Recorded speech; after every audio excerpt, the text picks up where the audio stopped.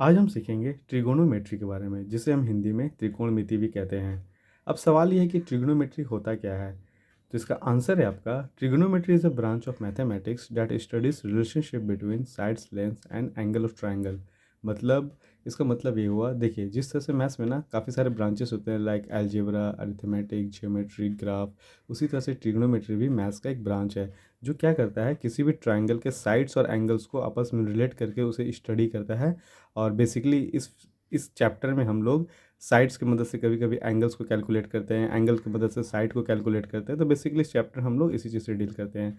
यहाँ पे एक बात नोट करने वाली है कि यहाँ पे जो ट्राइंगल्स मेंशन है, क्या ये कोई स्पेशल ट्राइंगल है? नहीं, ये हम लोग लगभग सभी ट्राइंगल्स में अप्लाई करते हैं। But according to our syllabus हमारा मोस्ट ऑफ द ट्राइंगल जो होता है वो राइट एंगल ट्राइंगल होता है, 90 डिग्री वाला। अब हमारा नेक्स्ट पॉइंट ये है कि ये जो ट्रिग्नोमेट्री बना है ये बना किन वर्ड से है। तो ये बना आपका दो ग्रीक वर्ड से, ट्रिग्नॉन, मेट्रॉन। ट्रिग्नॉन का मतलब होता है आपका ट्राइंगल एंड मेट्रॉन का मतलब होता है आपका मेजरमेंट। अब हमारा नेक्स्ट पॉइंट ये है कि अगर हम ट्रिग्नोमेट्री को ब्रेक करें तो हमें मिलता है ट्री प्लस गोनो प्लस मेट्री, जहाँ पे ट्री का मतलब होता है थ्री, गोनो का मतलब होता है साइड्स और एंगल्स, मेट्री का मतलब होता है आपका मेजरमेंट। और ट्रिग्नोमेट्री को इन्वेंट किया था आप लोग हिपार्कस नीसिया ने, जिन्हें हम फादर ऑफ ट्रिग्नोमेट्री भी कहते हैं। और उनका मेन पर्पस था इस चैप्टर का, इस ब्रांच का इन्वेंशन का, वो था आपका to study the distance and position of celestial bodies और प्लैनेट्स। मतलब हमारी गैलेक्सी में जो प्लैनेट्स है या फिर जो भी एस्टेरॉयड वगैरह जो भी है, ठीक है, तो उनके पोजीशन को, उनके डिस्टेंस को मेज़र करने के लिए उन्होंने ट्रिग्नोमेट्री को इन्वेंट किया था। अब हम देखेंगे कि हमारे रियल लाइफ में इसका इस्तेमाल क्या है, क्योंकि बहुत से लोगों के मन में, बच्चों के मन में ये सवाल उठता है कि हम ट्रिग्नोमेट्री सीखते क्यों हैं। अगर देखा जाए ना तो हमारे प्रैक्टिकल लाइफ में ट्रिग्नोमेट्री का बहुत ज़्यादा एप्लीकेशन होता है, ठीक है। और जिसमें से हमारा जो कुछ एग्जांपल्स यहाँ पे दिया हुआ है, जैसे कि आपका पहला एग्जांपल यहाँ पे, to measure the height of buildings, mountains and flying objects etcetera. मतलब कि सपोज़ कीजिए कि जैसे कोई आपका बहुत ऊंचा बिल्डिंग है, ठीक है, और हम लोग कभी कभी क्या होता है ना, उसको डायरेक्ट मेज़र नहीं कर पाते हैं। तो डायरेक्ट मेज़र नहीं करने से के जगह पे हम लोग क्या करते हैं, ट्रिग्नोमेट्री का इस्तेमाल करते हैं और उस हाइट को आसानी से हम लोग मेज़र कर लेते हैं। नॉट ओनली बिल्डिंग, हम लोग माउंटेन के हाइट को भी मेज़र कर सकते हैं, या फिर कोई भी फ्लाइंग ऑब्जेक्ट, ठीक है, कि कोई कितनी ऊंचाई पे फ्लाई कर रहा है, तो हम लोग ये ट्रिग्नोमेट्री की मदद से मेज़र कर पाते हैं। इसके अलावा constructions of buildings and flyover etcetera, आप अक्सर देखते होंगे जहाँ भी फ्लाईओवर बनता है ना, वहाँ पे कुछ इंस्ट्रूमेंट्स लेके इंजीनियर वहाँ पे एंगल का कैलकुलेशन करता है, फिर आपका कितना हाइट होना चाहिए, इन सभी चीज़ों का वहाँ पे कैलकुलेशन होता है। इसके अलावा gaming, physics, marine engineering, cartography, जहाँ मतलब कि क्रिएशन ऑफ मैप, जहाँ पे हम लोग मैप डिज़ाइन करते हैं, यहाँ भी ट्रिग्नोमेट्री का बहुत ज़्यादा एप्लीकेशन होता है। इसके अलावा ओशिनोग्राफी और बहुत कुछ। अब हम देखेंगे हाउ टू यूज़ ट्रिग्नोमेट्री, मतलब हम ट्रिग्नोमेट्री को अपने लाइफ में इस्तेमाल कैसे कर सकते हैं। सपोज़ कीजिए कि ये कोई भी एक ऊंचा ऑब्जेक्ट है, ये आपका एक बिल्डिंग हो सकता है, ये आपका एक टावर हो सकता है, कोई भी चीज़, ठीक है।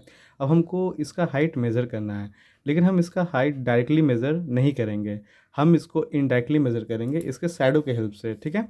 जैसे कि अब आप सपोज़ कीजिए कि ये जो आपका टावर है और हम इसे अगर इस तरह से नीचे अगर लेते हैं, तो आप देखिए कि कहीं ये आपका एक रेडियस का काम करता है।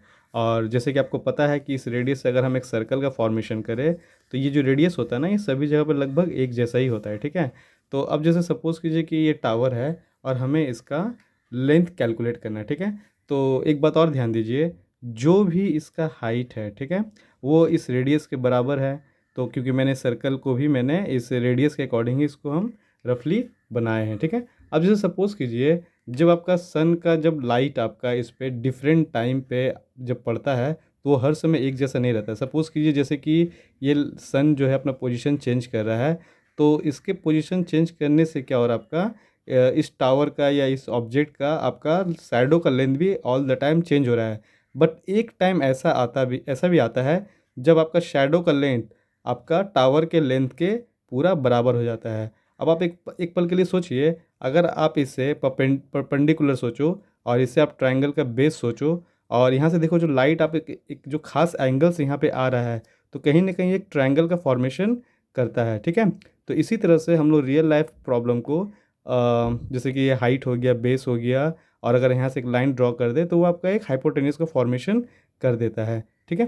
तो इस तरह से किसी प्रॉब्लम को हम लोग रिलेट करके एक ट्रायंगल में पहले कन्वर्ट करते हैं, फिर उसे हम कैलकुलेट करके अपना डिज़ायर्ड आंसर को निकालते हैं। तो अभी हम लोगों ने जो प्रॉब्लम को देखा, हम सपोज करते हैं ये हमारा हाइट ऑफ ऑब्जेक्ट है, जैसे कि ऑब्जेक्ट का अगर ये आपका हाइट है, ठीक है, और ये आपका लेंथ ऑफ शैडो है, जो आपका वो वहाँ पे शैडो का फॉर्मेशन हुआ था। तो आप गौर कीजिए यहाँ पे एक ट्रायंगल का फॉर्मेशन हो चुका है, ठीक है। और हम अपने सिलेबस के अकॉर्डिंग यहाँ पे मोस्टली राइट एंगल ट्रायंगल से ही डील करेंगे। तो जब हम इसे एक ट्रायंगल से कंपेयर करते हैं इस तरह से, तो एक राइट एंगल ट्रायंगल में, ठीक है, तो आपका जो 90 डिग्री के अपोजिट साइड में होता है वो हमेशा हाइपोटेन्यूस होता है, ठीक है। तो जिसे हम एस से रिप्रेजेंट करेंगे इन शॉर्ट। और अगर सपोज़ कीजिए कि अगर आपका एंगल इस तरफ से, ठीक है, एंगल आपका इस तरफ से, इस तरफ से, तो एंगल के अपोजिट हमेशा परपेंडिकुलर होता है। और ये जब परपेंडिकुलर होगा तो ये आपका बेस हो जाएगा, ठीक है। और सपोज़ कीजिए कि अगर आपका एंगल इस तरफ हो जाए तो आपका परपेंडिकुलर इस तरफ हो जाएगा, बेस इस तरफ हो जाएगा। मतलब 90 को अपोजिट साइड में हमेशा आपका हाइपोटेन्यूस होता है और आपका एंगल के अपोजिट में हमेशा परपेंडिकुलर होता है। अब हम देखेंगे कि कैसे हम ट्रिग्नोमेट्री में फॉर्मूला का फॉर्मेशन करते हैं, ठीक है। तो इसको समझने से पहले सबसे पहले हम एक एग्जांपल लेते हैं। यहाँ पे सपोज़ कीजिए कि अजय, ठीक है, और विजय, अजय और विजय आपस में फ्रेंड्स हैं। और अजय का बेटा का नाम ले लेते हैं हम लोग यहाँ पे, मान लीजिए राज ले लेते हैं, ठीक है, राज। तो अब हम यहाँ पे देखेंगे इन लोग का आपस में कैसा रिलेशनशिप है। तो यहाँ पे अजय जो है आपका विजय का फ्रेंड है, और विजय बाय प्रोफेशन क्या है, टीचर है, ठीक है, बाय प्रोफेशन टीचर है, जो राज को टीच करता है, राज को पढ़ाता है, ठीक है। अब हम देखेंगे कि अगर अजय और राज में अगर हम रिलेशन देखेंगे तब हमें मिलता है यहाँ पे कि फादर सन का रिलेशन, ठीक है, फादर और सन का रिलेशन। लेकिन जब हम राज और विजय में जब देखेंगे तब यहाँ पे क्या रिलेशन आपका बनता है, टीचर स्टूडेंट का रिलेशन, टीचर स्टूडेंट का रिलेशन। लेकिन जब हम अजय और विजय में देखेंगे तब यहाँ किस चीज़ का रिलेशन निकलता है, आपका फ्रेंड्स का रिलेशन निकलता है। उसी तरह से ट्रिग्नोमेट्री में क्या होता है आपका, कि अगर आप सोचिए कि अगर ये आपका एक राइट एंगल ट्रायंगल है, ठीक है, और ये आपका हाइपोटेनियस है, ये आपका परपेंडिकुलर है, ये आपका बेस है, ठीक है। तो अब सोचिए कि आप परपेंडिकुलर को बेस से डिवाइड करते हैं, या फिर आप एक रेशियो निकालते हैं, परपेंडिकुलर को बेस से डिवाइड देते हैं। तो देखिए ये जो रेशियो निकल रहा है ना, ये आपका एक पार्टिकुलर एंगल पे निकल रहा है, एक पार्टिकुलर एंगल पे। जैसे मान लीजिए कि अगर ये 4 है और ये 2 है, तो इसका रेशियो कितना होगा, 4/2, कट के आपका हो जाएगा, इसका आंसर 2 हो जाएगा। तो अब जैसे कि अगर मान लीजिए ये आपका एंगल अगर और कम जाए, ये लेंथ आपका बहुत और आगे अगर बढ़ जाए, सपोज़ कीजिए कि अगर ये भी 4 है और नीचे वाला भी आपका 4 हो जाए एंगल चेंज होने से, अब इसका रेशियो कितना हो गया, 1 हो गया। इसका मतलब ये हुआ कि एंगल चेंज होने से आपका ये रेशियो का वैल्यू भी हमेशा चेंज हो जाता है। इसका मतलब है कि आपका एक पार्टिकुलर एंगल पे परपेंडिकुलर और बेस का जो रेशियो वो हमेशा फिक्स्ड होता है। तो हम यहाँ पे इसे नाम देते हैं, सपोज़ कीजिए साइन। तो इसे हम sine theta equal to, sorry perpendicular, sorry tan, ठीक है, हम इसे नाम देते हैं टैन थीटा का। और उसी तरह से अगर आप एज्यूम कीजिए हम परपेंडिकुलर को अगर हम एच से डिवाइड करें, ठीक है, परपेंडिकुलर को हम अगर एच से डिवाइड करें, तो उसी तरह से उस खास एंगल पे ये आपका एक खास रेशियो को फॉर्मेशन करता है। हम यहाँ पे इसे नाम देते हैं साइन थीटा का, ठीक है। तो इसे हम कहते हैं sign theta equal to P/H। और अगर सपोज़ कीजिए हम अगर B को H से डिवाइड देते हैं, जैसे कि B/H एक पार्टिकुलर एंगल पे है, तो हम इसे क्या नाम देते हैं, तो हम इसे नाम देते हैं कॉस, कॉस थीटा, ठीक है। तो P/B हमारा यहाँ पे हुआ है आपका टाइन थीटा। तो अगर हम इसको उल्टा कर दे तब ये क्या हो जाएगा आपका, ये आपका हो जाएगा B/P।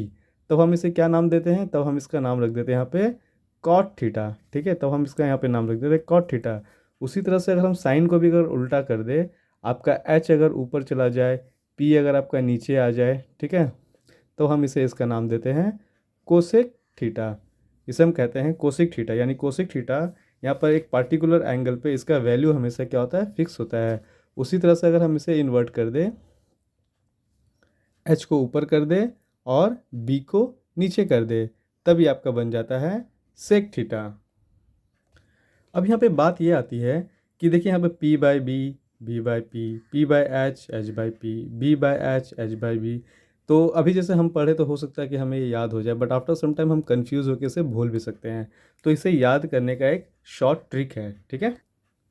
और वो ट्रिक है आपका some person have curly brown hair turns partly black. हमें इसे याद कर लेना है। क्या? Some person have curls curly brown hair turns partly black. अब देखिए इससे फॉर्मूला का फॉर्मेशन कैसे होता है। जैसे सबका पहला लेटर को मार्क कीजिए, जो कि सभी को कैपिटल लेटर में लिखा गया है। अब जैसे कि यहाँ पे एस है, तो एस से हमारा बन जाता है साइन थीटा। और जो पहले आता है वो बैठता है ऊपर, जो बाद में आता है वो बैठता है आपका नीचे। उसी तरह से देखिए सी है यहाँ पे, सी का मतलब आपका हो गया कॉस थीटा। बी आपका पहले आया तो बी बैठेगा ऊपर और एच बैठेगा नीचे। उसी तरह से देखिए आपका टी है यहाँ पे, टी स्टैंड्स फॉर टाइन थीटा। और आपका पी पहले आया तो पी बैठेगा ऊपर, अब बी बैठेगा आपका नीचे। अब एक बार चेक कर लीजिए, some person have curly brown hair turns partly black. तो इस तरह से हमें ये याद हो जाता है और एग्ज़ाम के टाइम में हम कभी कंफ्यूज नहीं होते हैं। तो अलग अलग जगह पे अलग अलग ट्रिक्स का भी इस्तेमाल, मतलब कि इसे अलग अलग तरीके से भी यूज़ कर सकते हैं। जैसे एग्जाम्पल के तौर पे अब इसे अगर आप सोचिए, अगर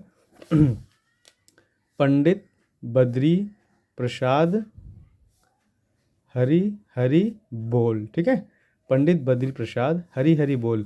अब देखिए इससे हमारा कितना जल्दी बन जाएगा। जैसे कि सपोज कीजिए अगर आप यहाँ पे साइन थीटा लिख लेते हैं, तो देखिए साइन थीटा में क्या होता है, सम पर्सन हैव, तो आप यहाँ पे कॉस थीटा डाल दीजिए।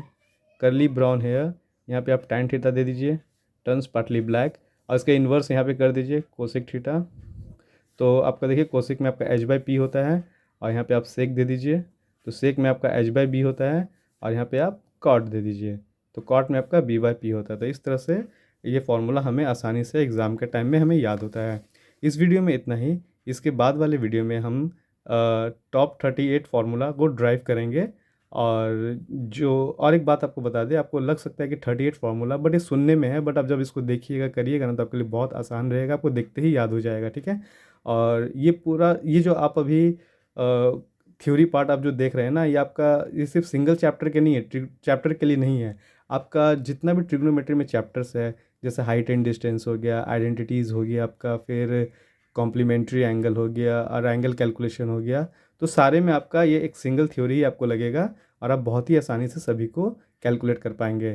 तो आगे की थ्योरी को कंप्लीट करने के लिए नेक्स्ट वीडियो ज़रूर देखिएगा।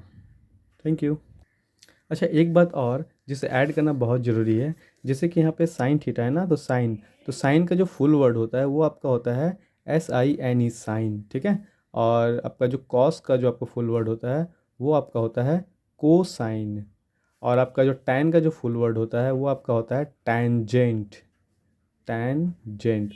और आपका कोस, इस पहले हम लोग सेक ले लेंगे। सेक का फुल वर्ड होता है आपका सेकैंट। और आपका कोसेक का फुल वर्ड होता है आपका कोसेक का फुल वर्ड होता है आपका कोसेकैंट। और कॉट का फुल वर्ड होता है आपका को टैनजेंट, ठीक है। ये सारे इसके फुल वर्ड्स है, तो इसको अच्छे से लर्न कर लीजिएगा। All the best.